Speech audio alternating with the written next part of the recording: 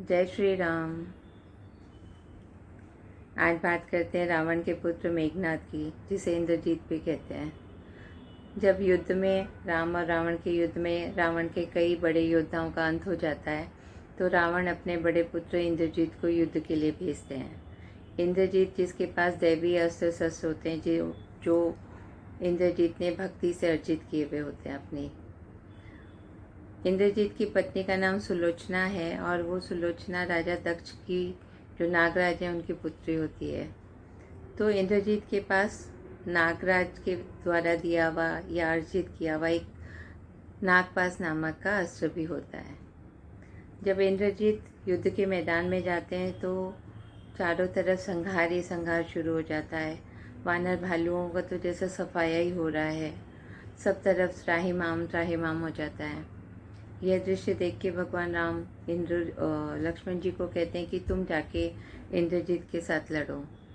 लक्ष्मण जी, जो खुद शेषनाग का अवतार होते हैं, दोनों का युद्ध होता है, दोनों बराबर के तेज शक्तिशाली योद्धा। कोई निर्णय नहीं होता युद्ध में, युद्ध होता रहता है।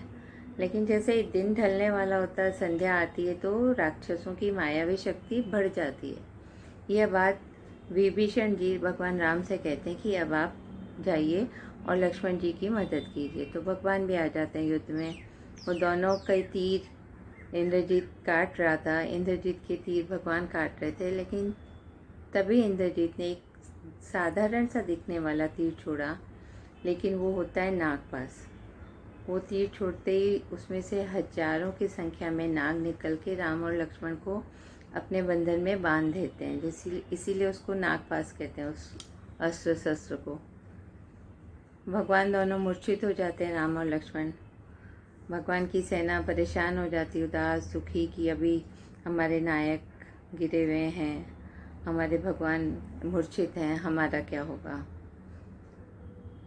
तभी हनुमान जी, जो भक्त हैं, सेवक हैं, वो जाते हैं उड़ते हुए, भगवान गरुड़ को लेकर आते हैं। गरुड़ जी को आता देख के कई नाग तो खुद ही भाग जाते हैं, नागपाश में से निकल जाते हैं, और कई को भगवान आके खोलते हैं, काटते हैं, मारते हैं। थोड़ी देर बाद भगवान लोगों की मूर्छा टूटती है, चेतना में आते हैं। तो भगवान गरुड़ जी को धन्यवाद करते हैं कि भाई आप आए, आपने हमारी रक्षा की। गरुड़ जी भगवान को प्रणाम करते हैं। इस तरह से भक्त और भगवान का अद्भुत दृश्य हमें कई बार रामायण में देखने मिलता है। भगवान की चेतना आ जाती है, उधर गरुड़ जी चले जाते हैं अपने धाम, और दूसरे दिन फिर से युद्ध की तैयारी शुरू हो जाती है। जय श्री राम। सबका मंगल हो।